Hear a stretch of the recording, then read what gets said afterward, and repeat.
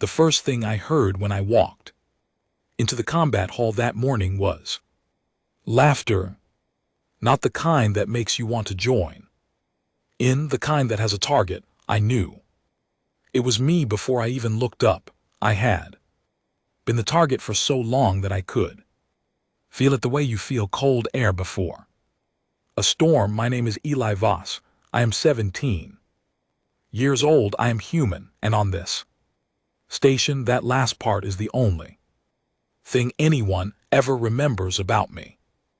The Galactic Confederation Academy sits in the outer ring of the Ceres Belt, a station so large it has its own weather system in the lower decks. More than 4,000 cadets study here from 63 recognized species across the Confederation.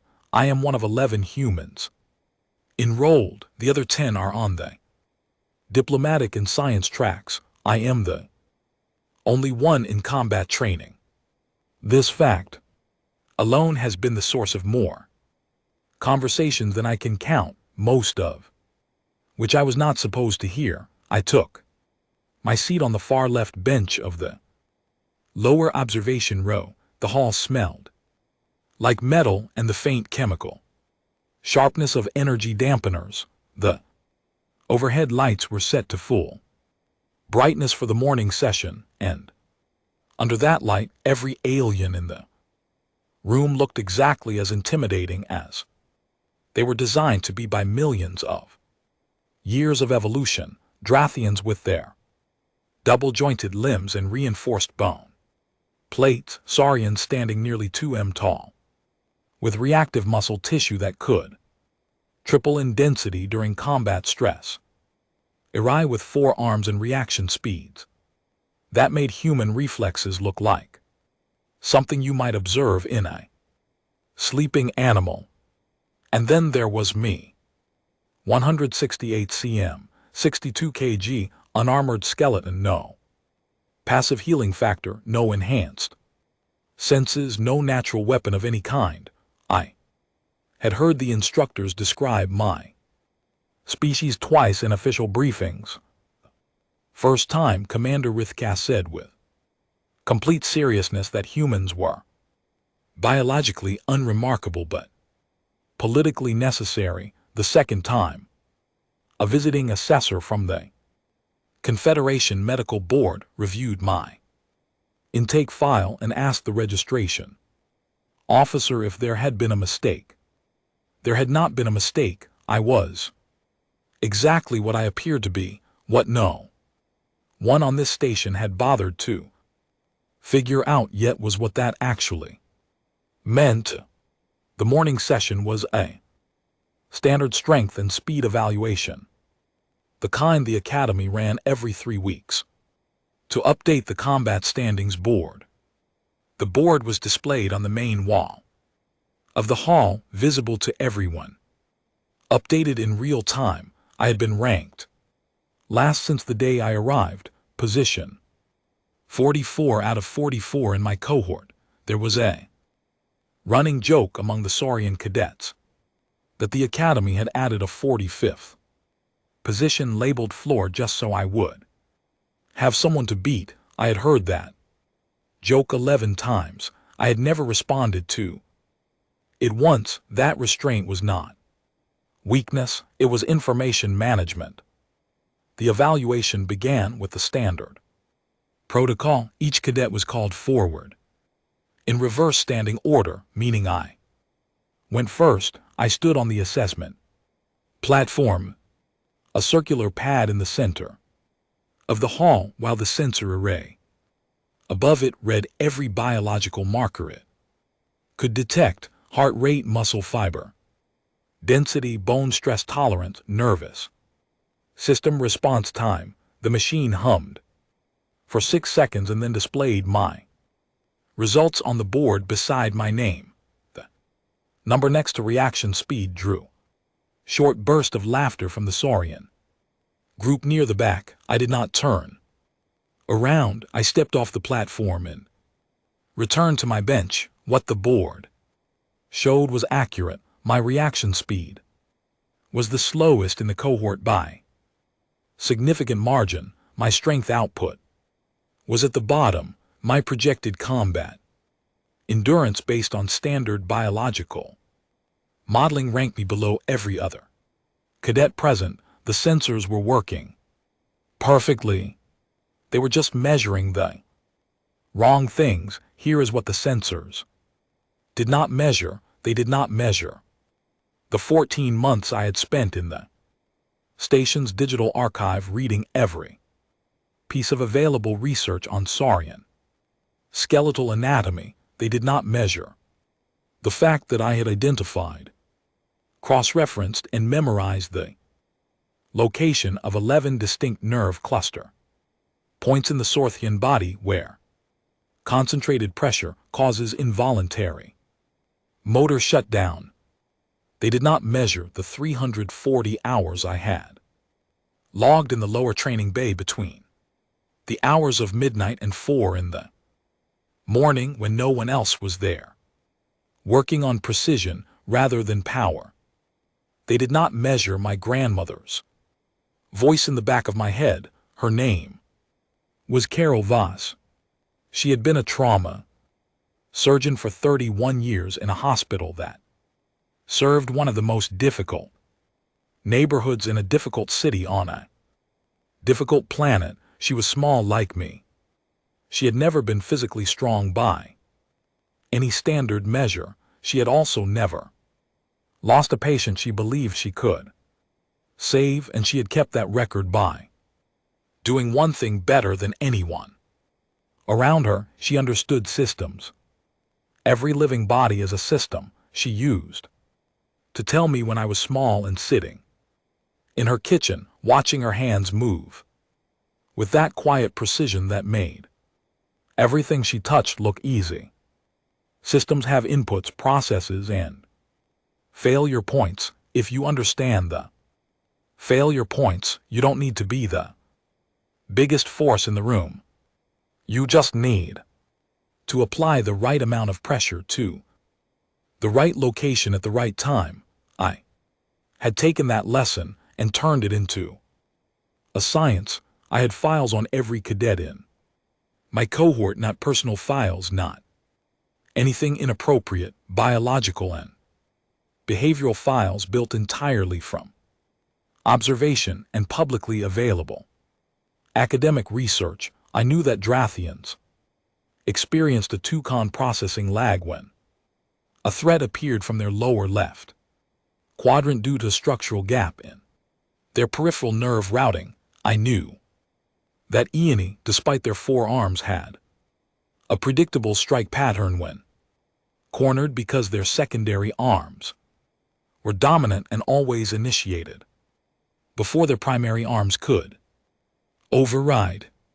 I knew that saurians, for all their density and power, had been documented in peer-reviewed Confederation medical literature as having a specific pressure point behind the lateral knee joint, where a concentrated impact of 42 kg of force delivered at an upward angle of 17 degrees caused immediate involuntary leg collapse.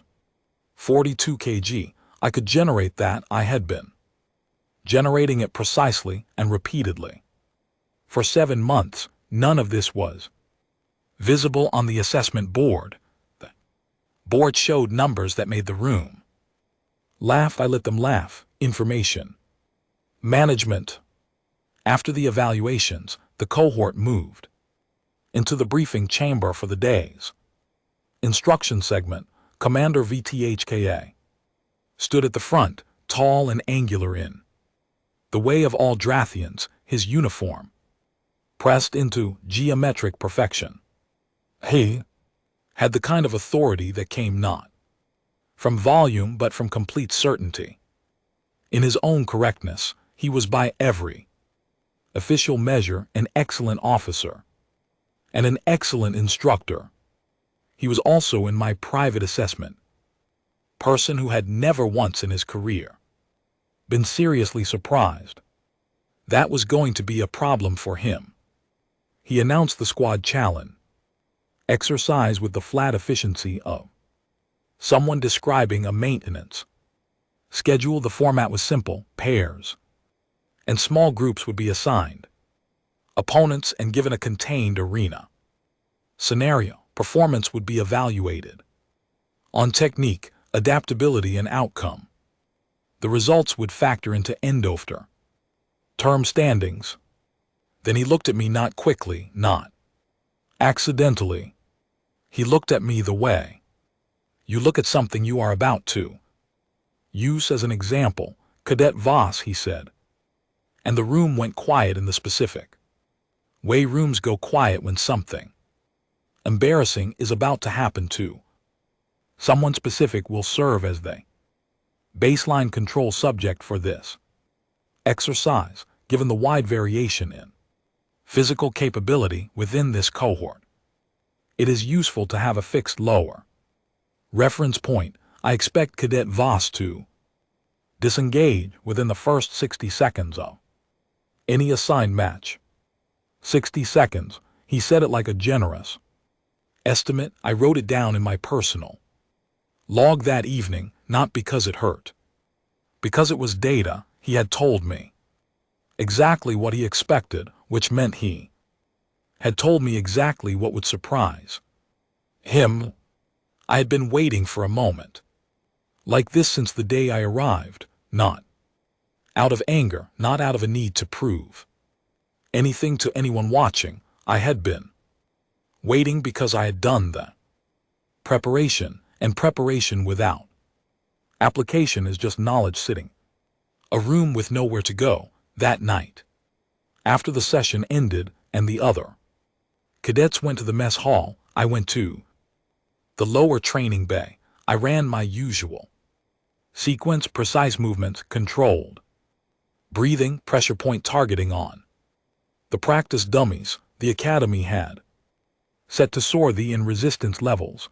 I did not rush. I did not push past my limits. I worked exactly within them, sharply and carefully, the way my grandmother had worked with her hands in that kitchen, making hard things look like nothing at all. When I finished, I sat on the floor of the empty bay and ate the protein bar I had brought in my pocket. The station lights outside the small high window had shifted to their night cycle, a dim blue that made everything look like the bottom of a very calm ocean. I thought about Commander Rathaz's face when he said 60 seconds. I thought about what 64 seconds would feel like in comparison. Then I put the wrapper in my pocket, stood up and went asleep. I slept very well. The morning the challenge was announced publicly, I was already awake. I had been awake since 4, which was normal for me. The lower training bay at that hour belongs only to the machines and the hum of the station's recycling processors, and whatever small, stubborn piece of a person refuses to rest until it has done everything it set out to do. I had spent 2 hours on footwork, not dramatic high-speed footwork, precise, weight-controlled footwork, the kind that lets you be exactly where you intend to be when the moment arrives, rather than where momentum carried you. I showered, dressed, and arrived at the main hall before any other cadet in my cohort. I took my usual seat on the left bench. I placed my log on my knee and reviewed my notes on Sorley and physiology one more time, not because I had forgotten anything, because revision is discipline, and discipline is the only edge that does not depend on biology. Caldron arrived with his group. If you have never seen a Saurian at full presence, it is difficult to explain the effect. They do not simply walk into a room, they occupy it.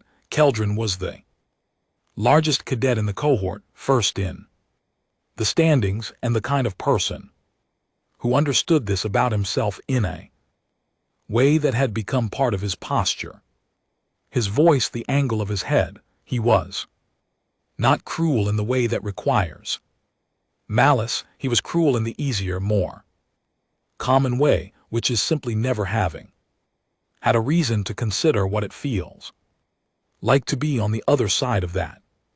Much physical certainty. He had 4 cadets with him, Orin a Drathian fast and technically precise, Sana another, Saurian slightly lighter than Caldron, but quicker, Theo a Ravani whose 4 arms moved in constant low-level motion.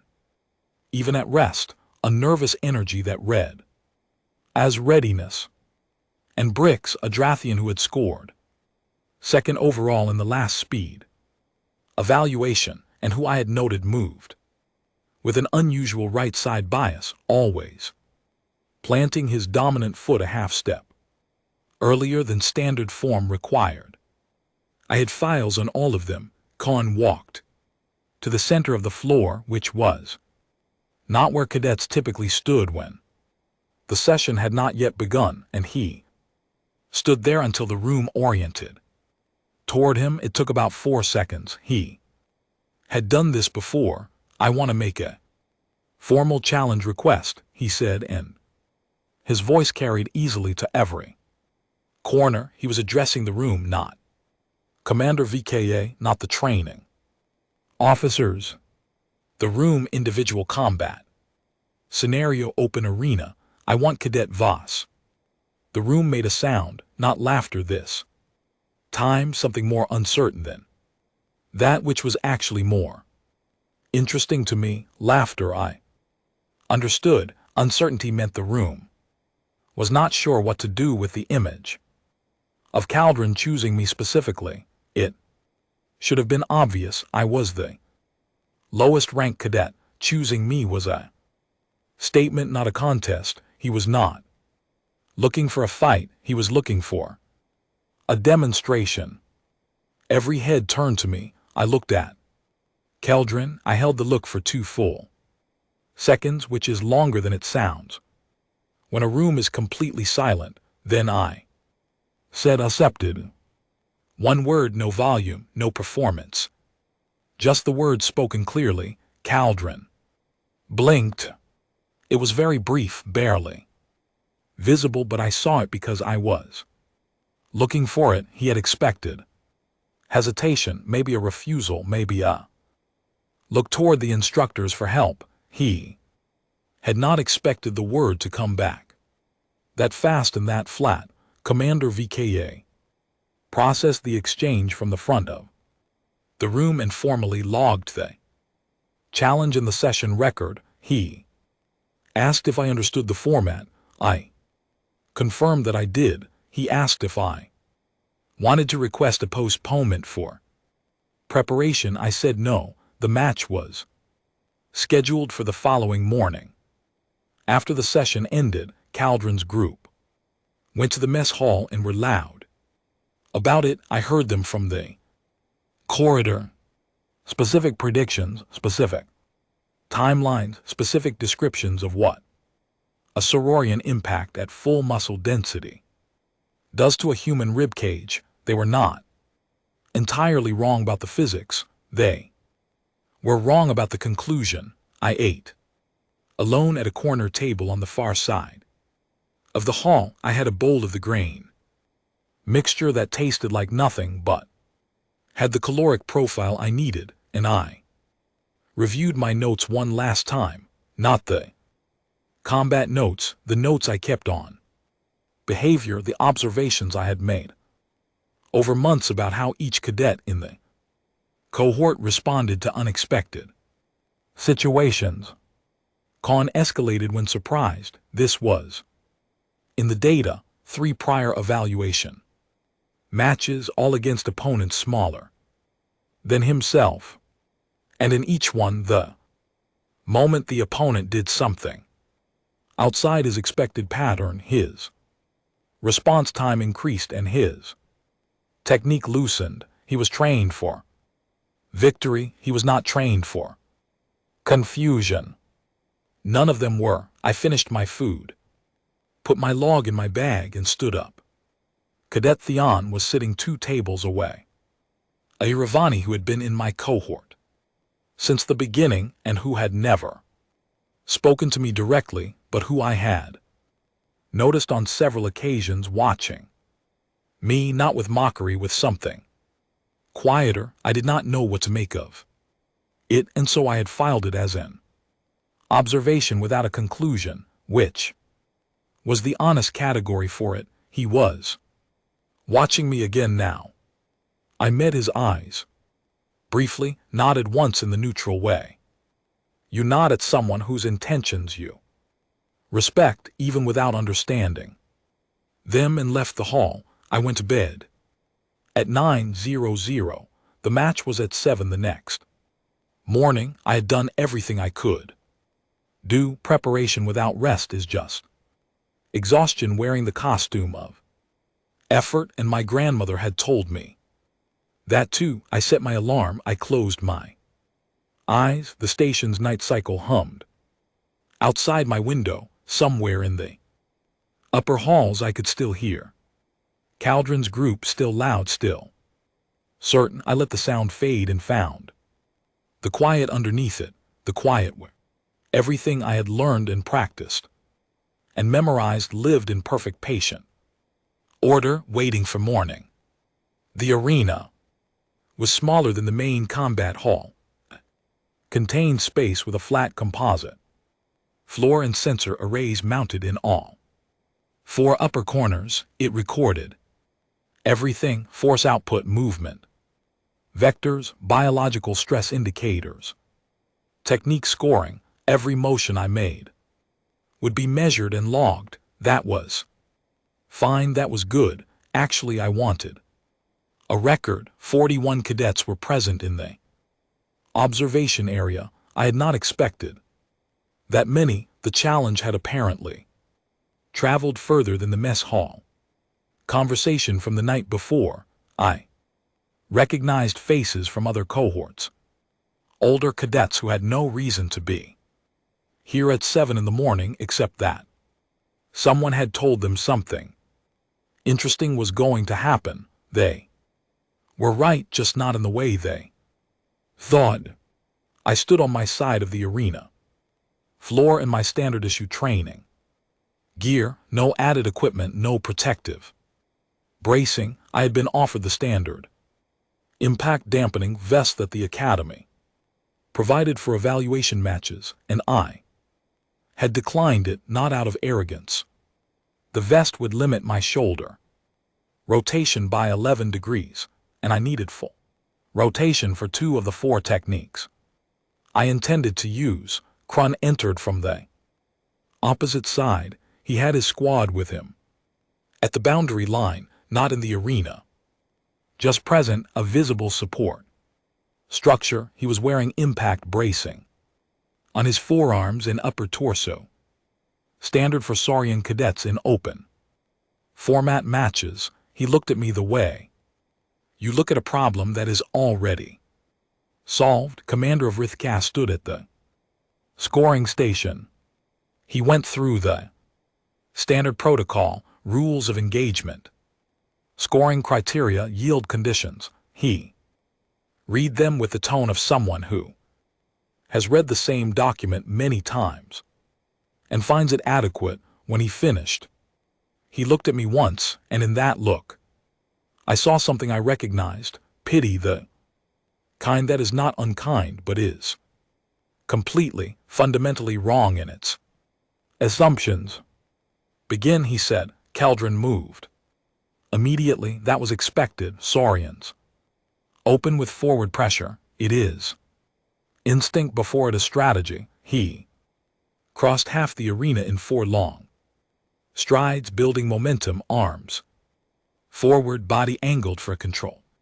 Impact designed to drive a smaller opponent directly into the floor. I did not dodge. Dodging would have put me outside his reach temporarily, but given him the initiative for the follow-up. Instead, I moved forward inside his expected engagement range, and at the point where his forward momentum was fully committed, but his arms had not Yet closed, I placed both hands at the precise spot I had memorized behind his left knee and drove upward at 17 degrees with 63 kg of concentrated force.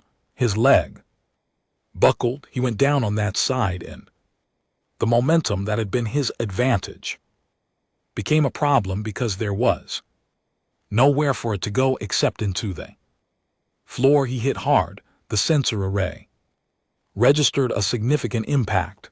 The observation area was completely silent. I stepped back to center floor and waited. It took 3 seconds to process what had happened, 2 more to get upright. He was not seriously hurt. That had not been the intention. The intention had been a clear, undeniable demonstration of a principle, and that principle was now logged in the sensor record for the entire observation area.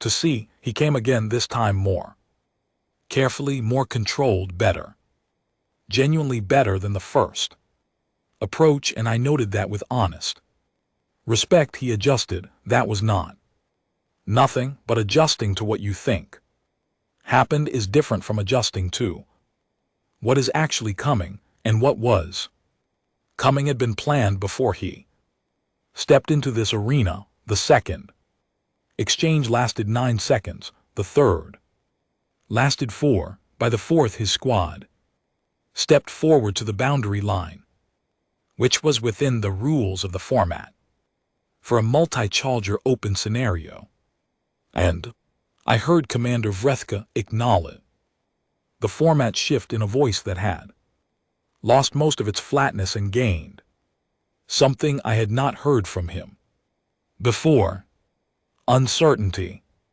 The squad entered one at a time in practical terms because the arena was not wide enough for a coordinated multi-body approach without creating the exact spacing vulnerabilities I had already mapped. Oren came in from the left. I knew his lower left quadrant lag. I used it. Sana was faster than I had expected, faster than her evaluation scores suggested, and she landed a hit on my left shoulder that was solid and real and sent a white flash through my vision that I filed away to deal with later. I dealt with Sana in the next 6 seconds. The forearms were exactly as predictable as the research said.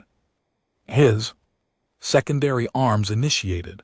I was already moving before his primary arms could override.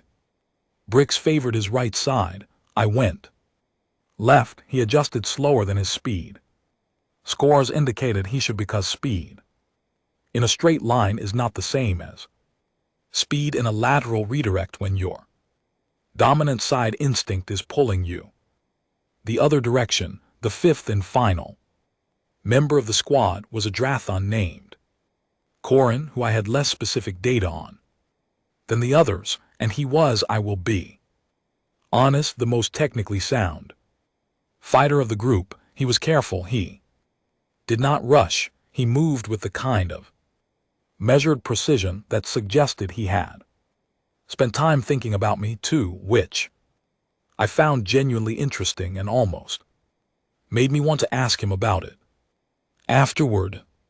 He did not yield before I reached him. He yielded when I reached him, and it was clean and without drama, which I also respected. I stood in the center of the floor. All 5 opponents were at the boundary or on the floor. Recovering, the sensor array was still running. I could see the numbers accumulating on the scoring display too. My right, I looked at Commander VCO. He was looking at the scoring display, then at me, then at the display again. His face was the face of a person doing a rapid and uncomfortable revision of a conclusion they had held with great confidence for a long time. Total elapsed time 6 minutes and 38 seconds. The observation area was still silent. Then from somewhere in the back, a single sound. Not cheering, not laughter, just one sharp, involuntary sound from someone who had not expected what they saw and could not quite contain the response. It was the truest sound in the room, and I heard it very clearly. I stepped off the floor, picked up my bag from the bench where I had left it, and walked toward the exit. My shoulder was generating a specific and insistent signal that I intended to address in the medical bay before anything else. My ribs on the left side had a complaint of their own that I noted but ranked as secondary. Cadet Theon was standing near the exit. He looked at me as I passed, that same look from the mess hall, but clearer now, like something that had been slightly out of focus had finally sharpened.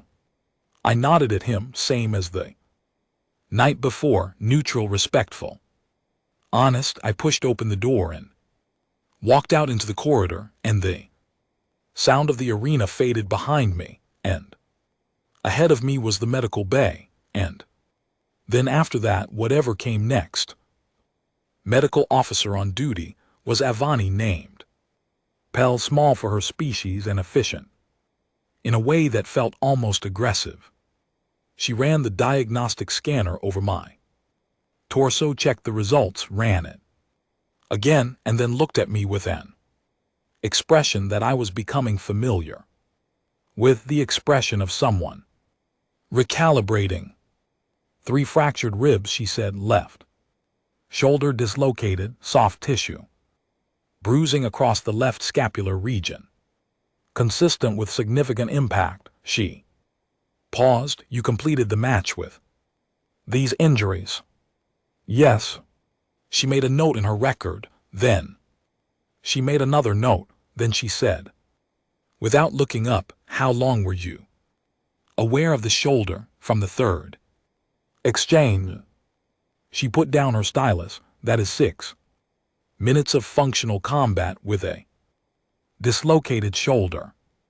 4 minutes and 11 seconds from the point of injury to match completion. She looked at me for a long moment. Does that hurt? Yes, but you continued. I had a plan. The plan required continuation. Pell was quiet for a moment. She had the forearmed stillness of a Iravani at rest, all her limbs relaxed and symmetrical. Then she said, I am going to treat your injuries now, and she said it in the tone of someone who has decided not to ask any more questions, because the answers are doing something unexpected to her understanding of the world. The treatment took 40 minutes. The rib fractures were addressed with the standard bone bonding compound the Academy used for combat injuries.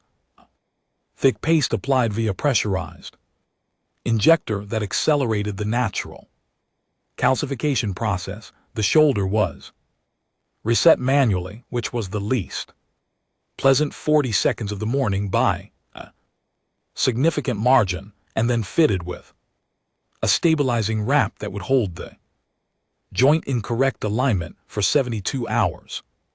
I dressed, thanked Pell, and stepped into the corridor. Commander VKA was waiting outside. He was standing in the exact center of the corridor, hands at his sides, in the posture of a person who has decided that whatever they are about to say needs to be said standing up straight.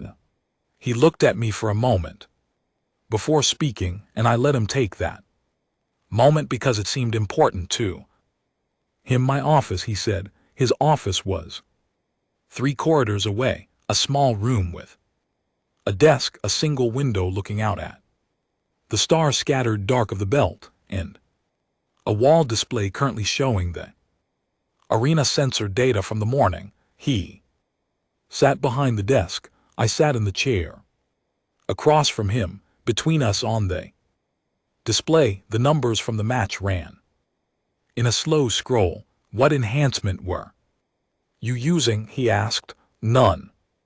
Cadet Voss. None, I said again. Not with force just with the factual certainty of something that is simply true. The academy ran my intake bioscans on arrival and again at the 6-month review. The results are on file. I have no enhancement technology, no biological modification, no external augmentation of any kind. Verka was quiet. He looked at the display. He looked at me, then explained to me, he said, and something in his voice had shifted, something I had not expected from him, something that was very close to genuine, unguarded curiosity. How you map them, I told him. Not everything, not in exhaustive detail, but the structure of it, the archive research, the observation logs, the pressure point identification, the months of precision training in the lower bay at hours when no one was watching. I told him about my grandmother briefly because she was the origin of the approach, and it would not have made sense without her. Verka listened without interrupting.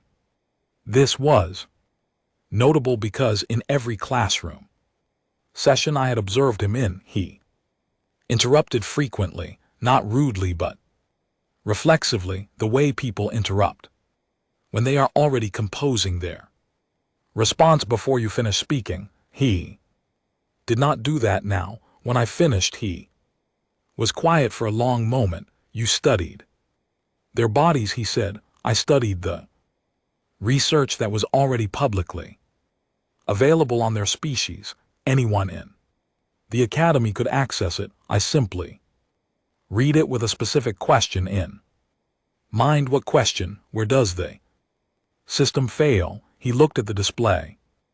Again, the sensor data showed the moment of the first exchange, Keldron going down, and the numbers beside it: force supplied, angle, duration of effect, 42 kg. Verka said, reading the number from the display. 43 in the match. My training average was 42. He leaned back in his chair slowly, and the posture that had been military rigid since the corridor softened by a degree that was small but visible. He looked, for the first time since I had known him, like a person thinking rather than a person concluding. Drathons train for strength, he said. And it was not directed at me. It was directed at the wall or the window or some internal model he was revising. We always have. The logic is sound. Superior force wins engagements. Superior force protects. He paused. We train for the moment of engagement. We do not train for the aftermath of losing. That moment, I did not feel the silence. It was his thought and it needed his space. You train for the aftermath, he said. I trained for the environment I was actually in. I said, I cannot be the strongest person in this cohort.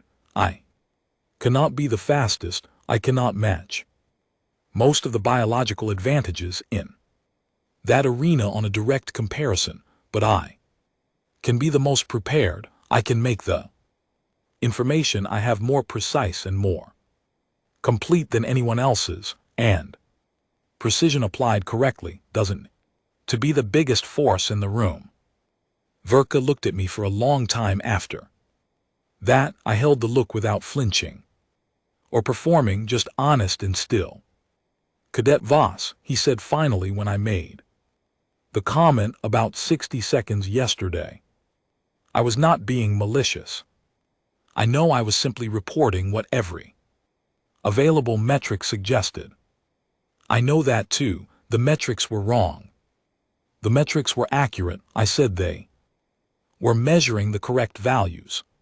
They just weren't measuring the relevant ones. That stopped him. He looked at the display again, then back at me, and something moved across his face that I filed carefully in my observations.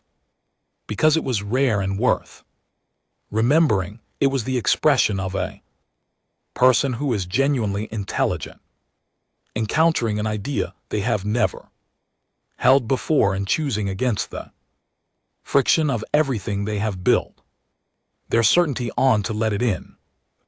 Meeting ended shortly after, he told me.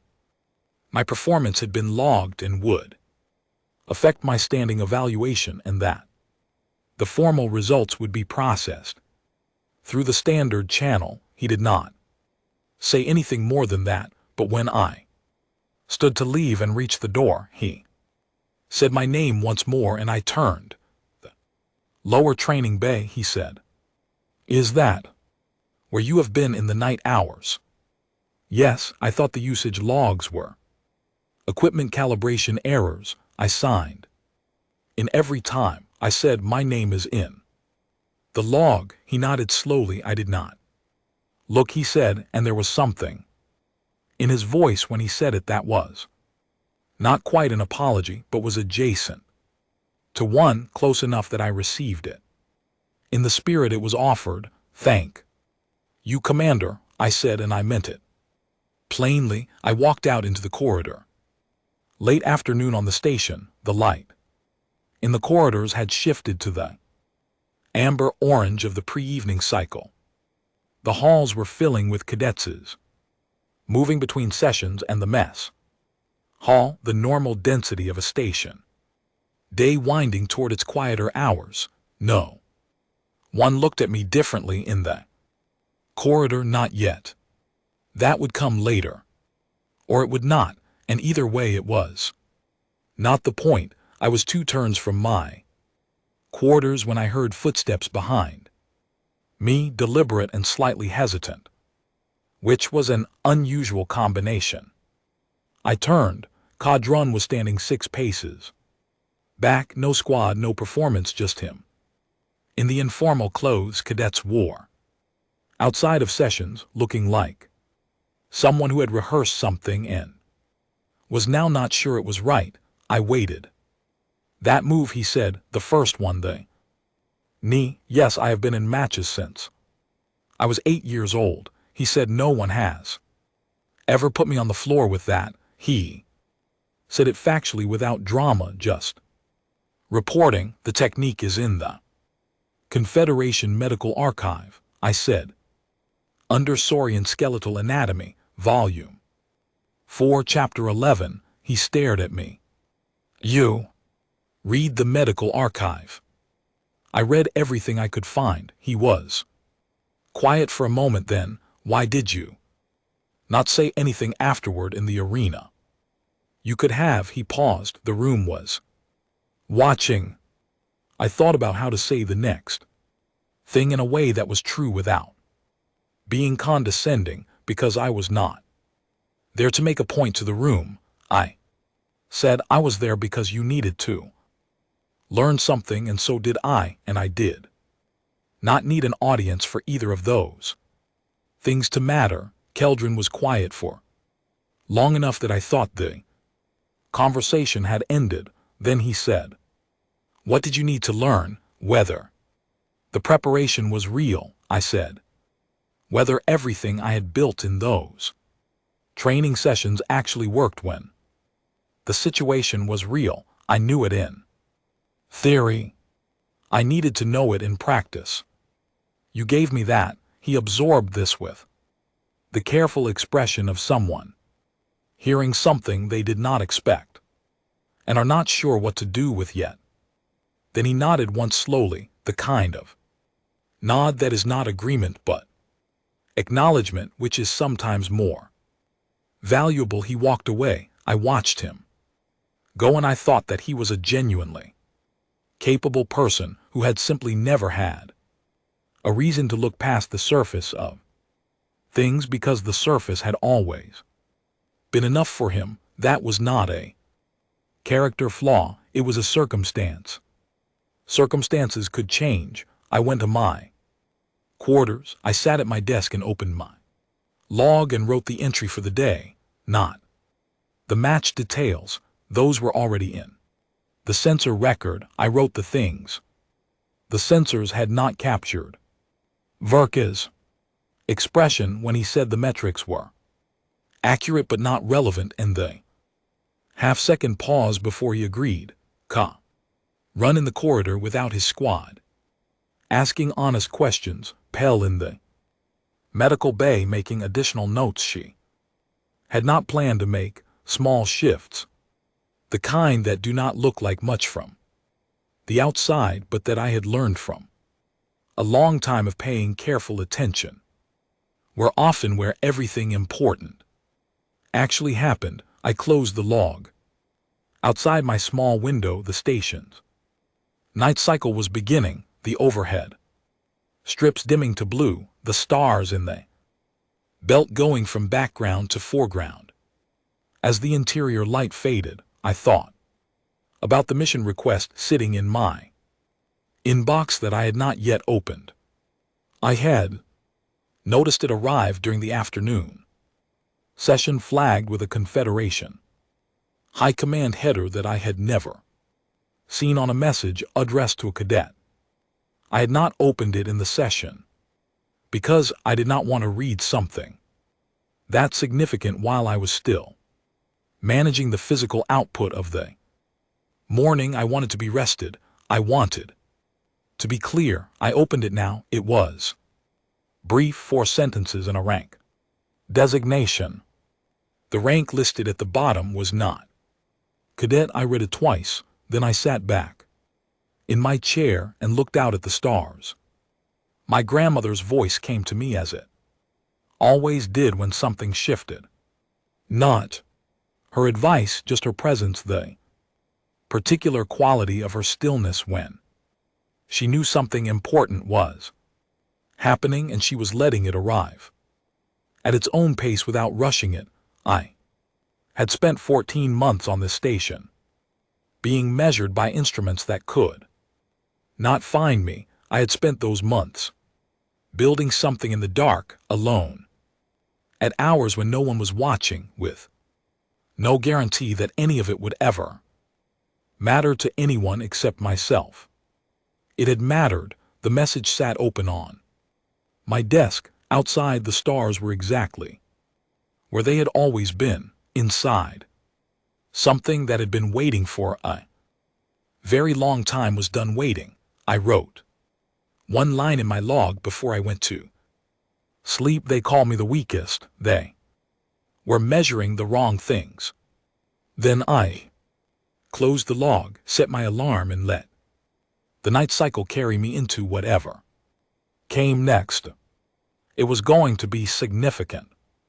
I was ready. The message was still on my screen when I woke up. I had not closed it the night before, and in the pale blue of the station's early morning cycle, it glowed with a quiet, steady insistence that I found appropriate.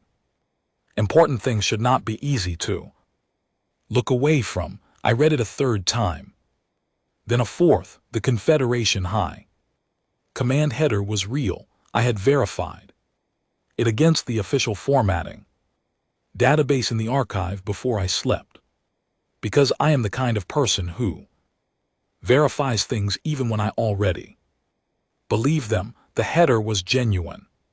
The sender's identification code matched the active roster for the Joint Strategic Development Office, which was a division I had read about in the Confederation organizational documents, but had never expected to encounter personally. The message was short, as I had noted, but short does not mean simple. It said that my performance record, including the full sensor data from that morning's arena match, had been flagged by an automated monitoring system that the Joint Strategic Development Office ran across all Confederation Academy installations.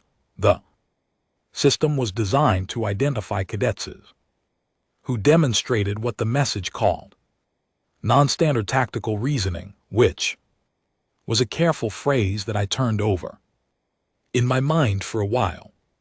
Non-standard, not exceptional in the traditional sense, not highest scores or fastest times or greatest physical output. Non-standard, outside the expected Pattern, a deviation from the norm.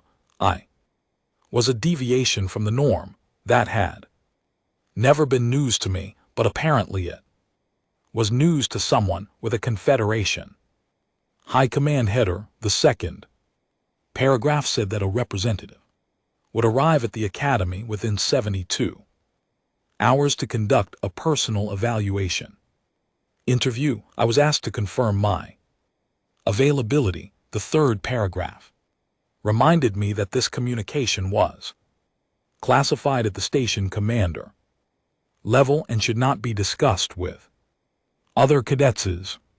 The fourth paragraph listed the rank, not cadet, not any of the standard academy progression ranks that I had memorized during my first week on the station. The rank listed was a provisional field designation that I had only ever seen in historical documents, a rank that the Confederation had used during the outer expansion period for individuals who were assigned to missions where standard rank structures did not apply because the situation did not fit into standard structures.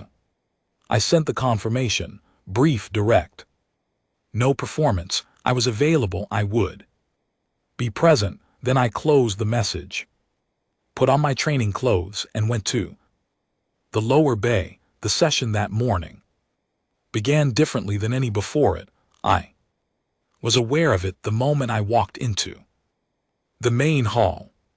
41 cadets had been in that observation area yesterday. 41 cadets had seen the sensor data, had watched every exchange, had been in the room when the final numbers appeared on the display. Word travels on a station at the speed of people who have something interesting to say, and what they had seen was interesting by any standard. No one laughed when I entered. That was the difference. It was not that they cheered or parted or made any dramatic display. It was simply that the laughter was gone, and in its absence, the room felt different in the way room feels different when a persistent background noise you have stopped noticing finally goes quiet. The quality of silence changed. Commander Vrethka ran the session with his usual efficiency. He did not refer to the match. He did not make any direct comment about me, but in the structure of the session, in the way assignments were distributed and partners were paired, something had shifted in the underlying logic of his decisions.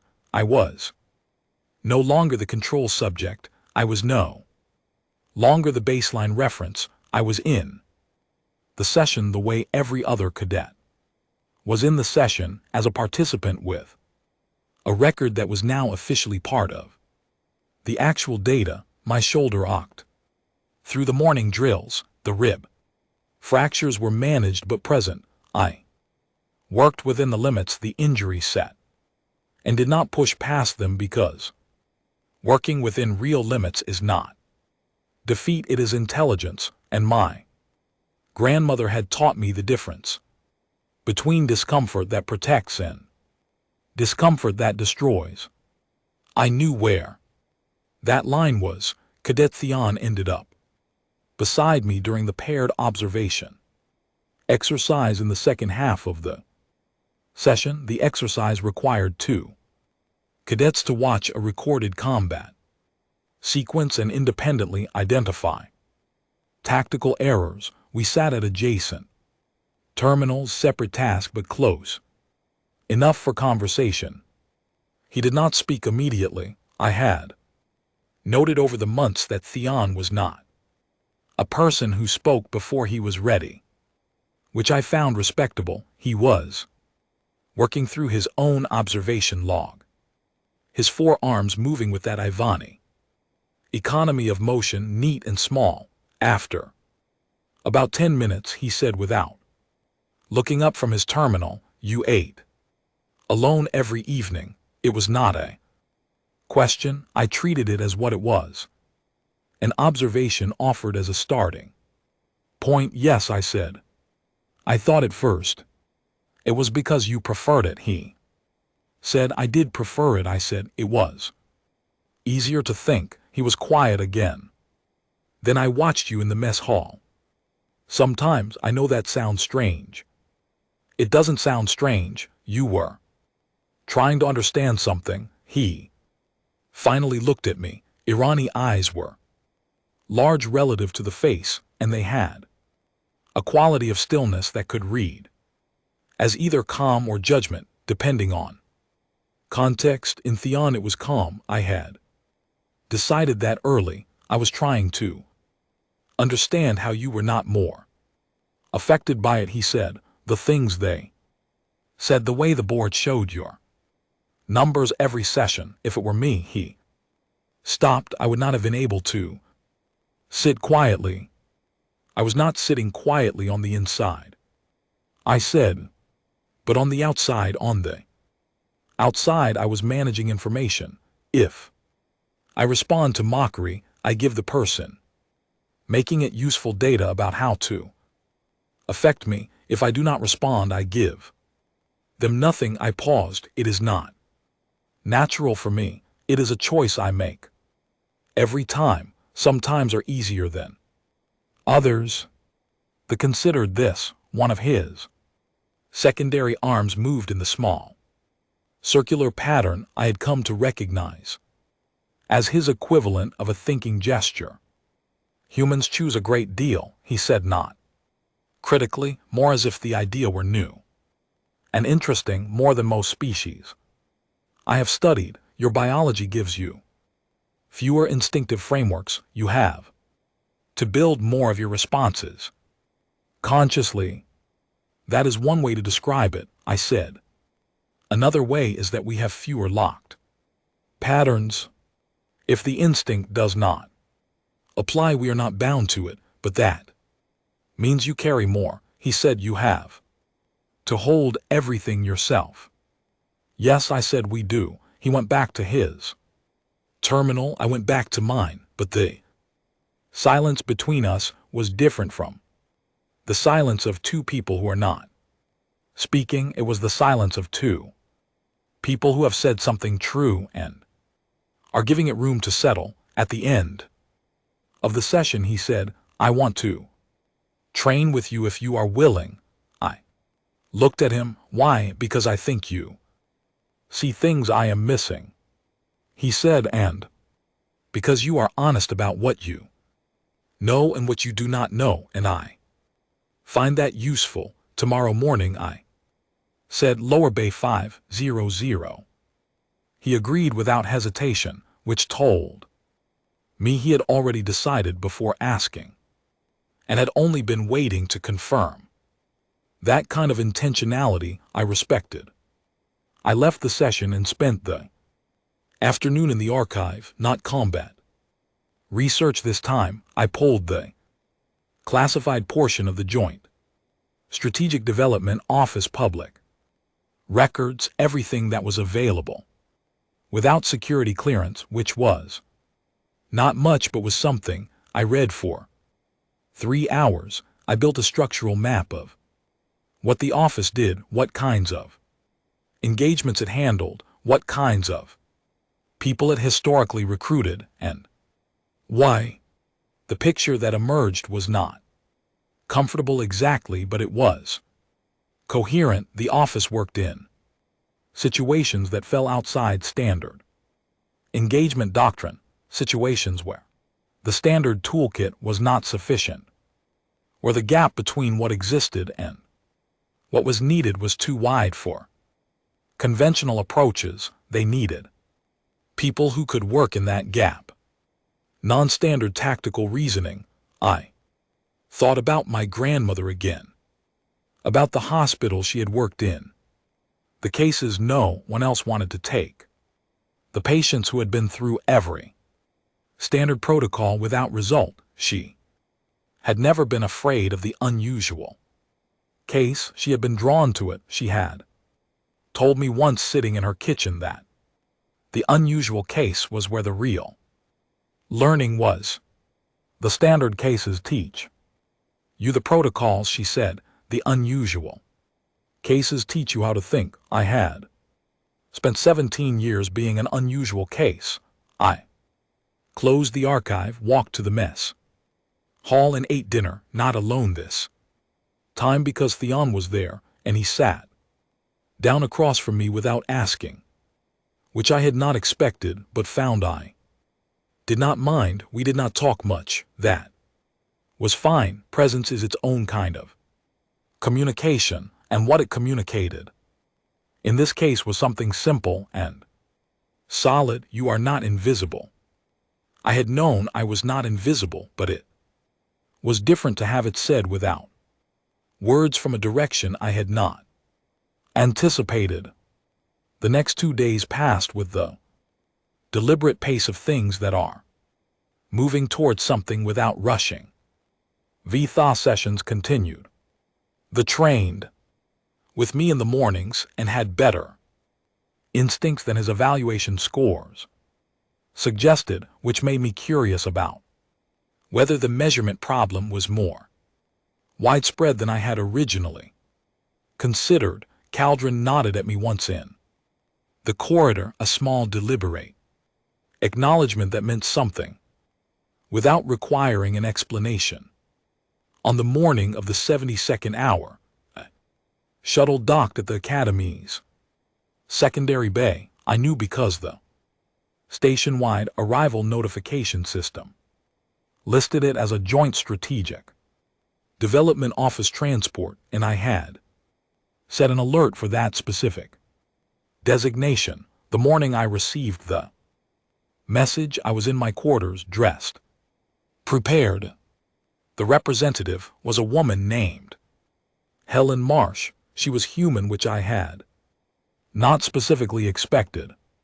She was perhaps 50, with the calm, precise manner of someone who had been in important rooms for a long time and had decided that the most useful thing you could project in those rooms was absolute steadiness. She wore Confederation officer's uniform with a rank insignia I had to look up to identify because it was 3 tiers above anything I had seen on the station. She came to me rather than summoning me to a formal meeting space. She knocked on my quarters door. I opened it. She looked at me with the direct, assessing attention of someone who had reviewed my file thoroughly and was now comparing the file to the person. Whatever the comparison produced, she did not show it on her face. Cadet Voss, she said, I have read your sensor record. I have also read your training logs, your archive access history, and your academic file. I would like to talk. Yes, I said, please come in. The conversation lasted 2 hours. I will not record all of it here because some of what she told me was given with the understanding that it would stay in this room, but the shape of it was this. The Confederation had for some time been confronting a specific kind of problem in its outer systems, situations that required not the strongest available response but the most adaptive one, situations where sending the most physically capable forces was the wrong answer because the variables were too complex and too unpredictable for pure force to navigate. They had been looking for something different. We do not typically recruit at cadet level. Marsh said the standard path is active officer with a minimum of 3 years field experience, but your record is not following a standard path. No, I said. What do you understand about the provisional field designation in the message I sent you? I told her what I had found in the historical records. She listened with the same quality of attention she had brought to everything. Complete and genuine. That is accurate. She said, what it means in practical terms is that you would operate with a degree of autonomy that standard rank structures do not accommodate. You would be assigned to a team, but your role Within that team would be assessed and adjusted based on the specific demands of each engagement, not on a fixed position. She paused. This is not a comfortable way to work.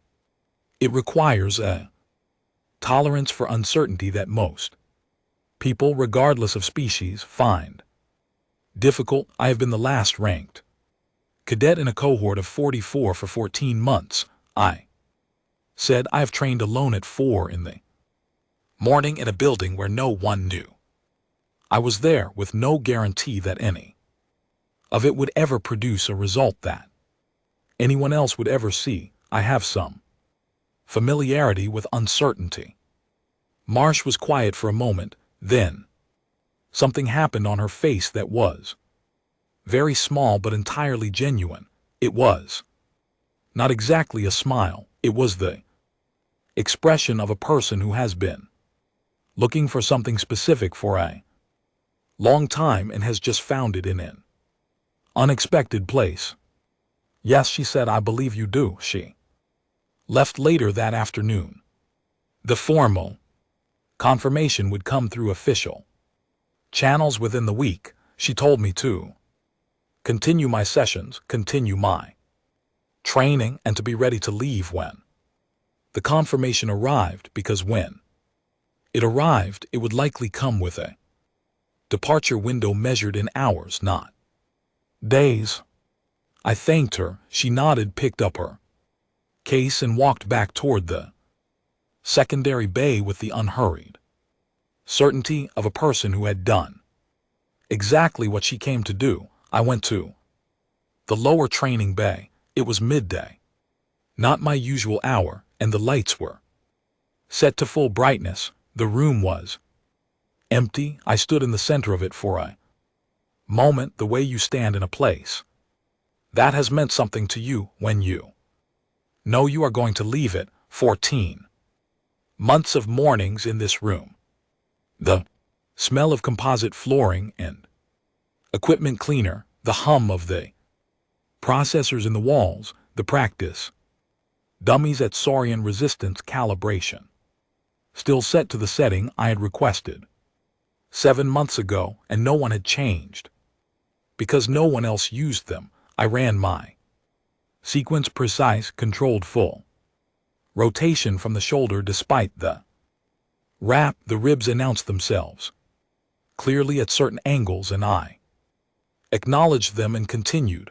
I ran the sequence from beginning to end, all 32 movements, the way I had run it every day for most of a year. Then I stood in the center of the room and thought about where I was going. I did not know the specifics. I knew the framework. I knew the kind of work. I knew that it would require everything I had built here, and probably more than that, things I had not built yet and would need to build as I went in real conditions, without the safety of a training bay and a predictable drill sequence.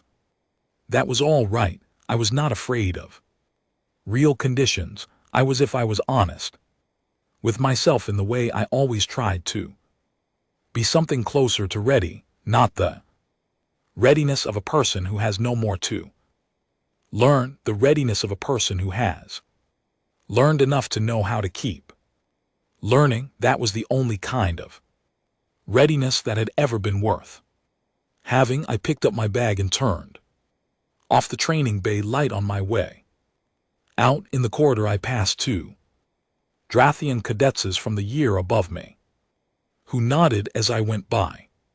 The kind of nod that has some weight behind it. I noticed it. I did not let it change my pace or my expression, but I filed it because I filed everything, and because the nod was data too. Things were different now. I had not changed.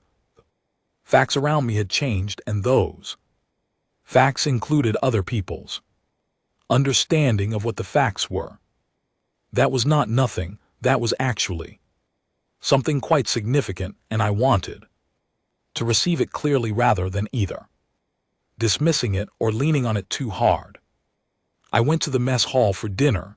The was already there, so unexpectedly was Khan sitting 2 tables away alone with the expression of someone who is getting comfortable with something new and has not yet decided how to wear it. I got my food, I considered, then I walked to his table.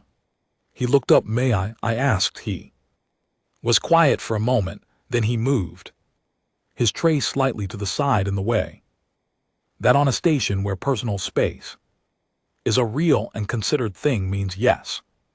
Without requiring the word, I sat down.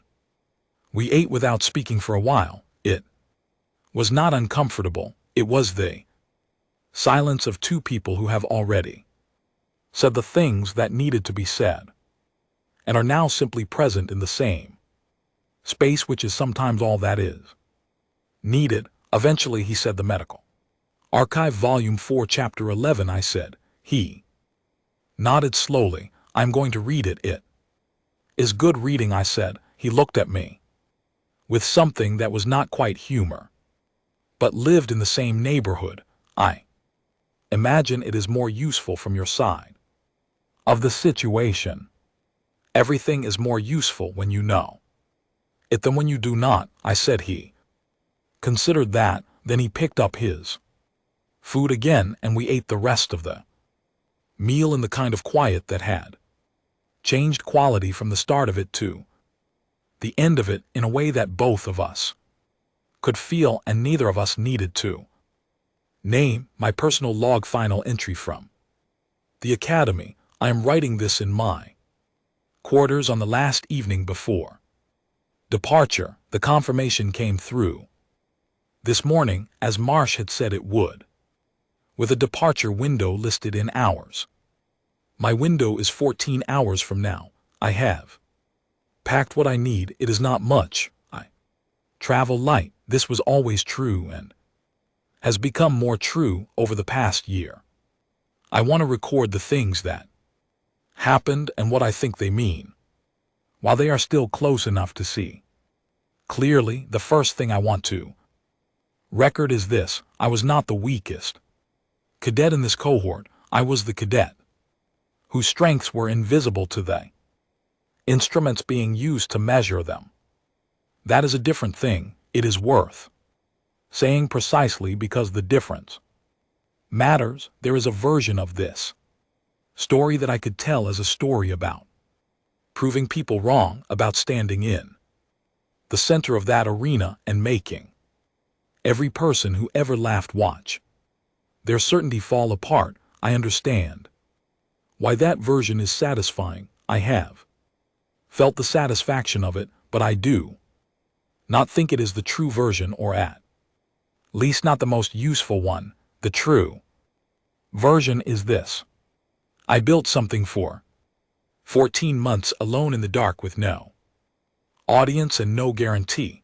I built skill and a system and a way of thinking that I could actually use. I built it not to impress anyone, but because not building it was not something I could accept. Something in me would not let the work stay undone just because no one was watching. I learned that from my grandmother, or maybe I learned it alongside her, because some things you learn from watching more than from being told. She never needed an audience for her work to mean something. She needed the work to be done correctly and for the patient on the table to still be breathing when she finished. The rest was secondary.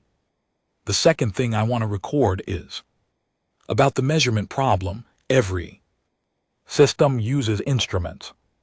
Every institution, every culture, every species I have encountered on this station runs its assessment through instruments of some kind, and instruments are built by people, and people build them to measure the things they already understand. This means that every instrument has a built-in gap. The things it was not built to measure, I was in that gap. My strengths, the preparation, the precision, the pain tolerance, the willingness to keep Thinking when everything hurts, none of those appeared on the standard assessment board because the board was built by people who understood combat in terms of the variables they had always used: strength, speed, biological capacity. The board was accurate. The board was just looking at the wrong shelf. I do not say this to criticize the people who built the board. Vreka is a genuinely capable officer and a better teacher than his certainty sometimes allows him to be. The measurement systems here are well made for what they were made to do. The limitation is not malice, it is the structural reality that every instrument has a horizon, and what exists beyond that horizon is real, even when the instrument cannot find it. The practical lesson from this is simple: if you are being measured and the measurement says you are nothing, the first question is not how do I become something. The first question is, what is this instrument unable to see? Because the answer to that question is where you actually live. The third thing I want to record is about Theon. We trained together for 3 mornings. In those 3 mornings I learned that Theon has a lateral awareness that no instrument I have seen on the station would know how to score, a spatial comprehension that comes from having 4 arms and a brain that evolved to manage them simultaneously, which means he can track positional data in a way that I genuinely cannot replicate. I learned something from him. This was not something I expected. I had come into this station assuming I would be learning from the structured curriculum and from my own research, and both of those things were true, but the unexpected learning, the learning that came from actually knowing another person in a real way, was different in quality from both. When I told him I was leaving, he was quiet for a long moment. Then he said, I want to ask you something and I want you to answer it honestly, even if the honest answer is no. I said that I would. He asked if I thought he should consider the combat track. I thought about it seriously for a moment because he deserved a serious answer. Then I told him yes, but not for the same reasons anyone else would recommend it, not because his evaluation scores were high, not because his forearmed capacity made him physically formidable, though it did, but because I had watched him in 3 training sessions make adjustments in real time that most cadets took months to learn, and because the quality of his attention was exceptional, and because he asked honest questions and received honest answers without flinching from either. He nodded in the way I had come to recognize as his version of receiving something important. Will you write to me? He asked. When I can, I said. The assignment may have restrictions on communication, but when I can, that is enough, he said, and it was exactly enough. Some things do not need to be more than they are to be real. The 4th thing I want to record is about Khan. He came to find me this afternoon, not at my quarters, but at the archive, where I was returning the last physical reference volume I had borrowed. He found me in the return corridor, and he was carrying something, a small data chip, the kind used for personal file transfers. He held it out. My training records, he said, from the last 2 years: technique, breakdowns, response pattern analysis, everything my coaches gave me. He paused. I thought it might be useful to you for the assignment. I looked at the chip, then at him. Why? I asked. He was quiet for a moment, and I could see him working through how to say the thing correctly. Because I was wrong, he said. Finally, about what you were. I was wrong in a way that I should not have been because I had eyes and I chose not to use them, and I think the least I can do is make sure that mistake does not cost you something you needed to have. I took the chip. Thank you, I said. He nodded, started to leave, then stopped. Half turned. The assignment, he said, is it difficult? Probably, I said. Will you be ready? I thought about that for one honest second. Yes, I said. He looked at me, and this time there was something in his expression that I had not seen there before. Not admiration exactly, though. It was adjacent to that, something more straightforward, something like simple, genuine conviction. I believe you, he said. He walked away. I stood in the archive corridor with the data chip in my hand and the quiet of the late afternoon around me, and thought about the distance between the morning he walked into that hall expecting a demonstration and this moment where a chip containing 2 years of his most careful work sat in my palm as a gift.